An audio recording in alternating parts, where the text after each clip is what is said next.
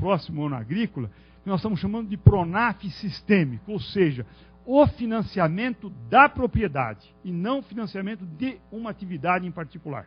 Quer dizer, ver, sobretudo a agricultura familiar, ver a unidade no seu conjunto. Isso nós estamos elaborando, né, como eu disse, em cooperação com o Ministério do Desenvolvimento Agrário, e isso implica, e queria destacar esse ponto também, que nós retomemos, digamos, e aprofundemos o trabalho de assistência técnica para a agricultura familiar.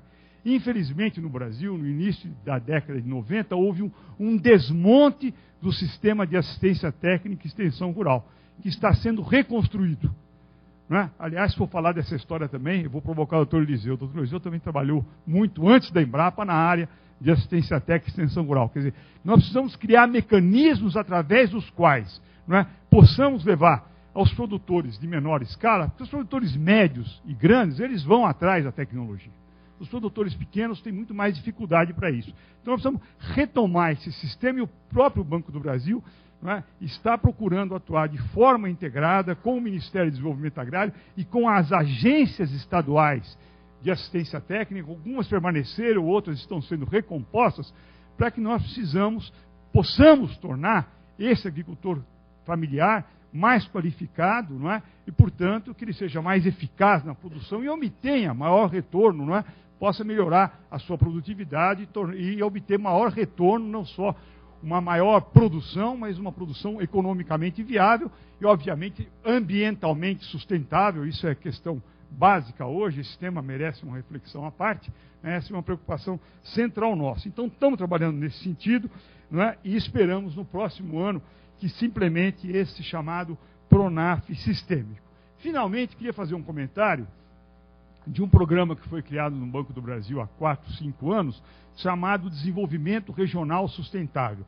É uma estratégia de atuação do Banco do Brasil que procura, não é, atuar como indutor e articulador de várias agências, não só governamentais, mas organizações da sociedade civil, com vistas a atuarem de forma conjunta, não é, em determinadas áreas do país. Esse programa chamado DRS, ele já está presente hoje em milhares de municípios do Brasil e envolve atualmente mais de 1 milhão de famílias.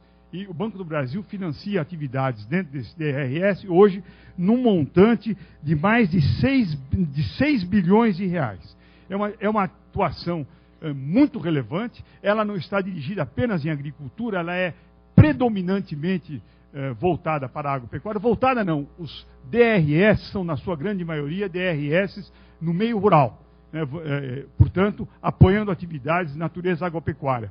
Mas também atuamos atividades de turismo, atividades, digamos, artesanais, urbanas, cooperativas urbanas. Esse DRS é um programa, não é, que pouco a pouco, não é, está se expandindo no Brasil. Nós temos vários casos de sucesso que têm sido apresentados em reuniões. Tem, inclusive, havido premiações de programas que conseguiram transformar comunidades. Há casos clássicos em vários municípios do Brasil, eu mesmo visitei vários deles. Há um caso muito conhecido, por exemplo, em Teresina, o pessoal que produz cerâmica na beira do rio, transformou o bairro, um programa que envolveu um volume de recursos relativamente pequeno do Banco do Brasil e mudou a vida. Eu recomendo quem for, por exemplo, a Teresina, visitar lá na beira do rio, né, o Rio Poti, né, as famílias que produzem artesanato, não é? E que transformou a vida daquelas famílias em função dela. Mas como esse, nós temos hoje nós temos alguns milhares de programas de DRS no Brasil. Alguns eu não vou citar longamente, eu poderia até comentar aqui um caso de uma cooperativa de ônibus lá em Campinas, que eu conheço muito bem,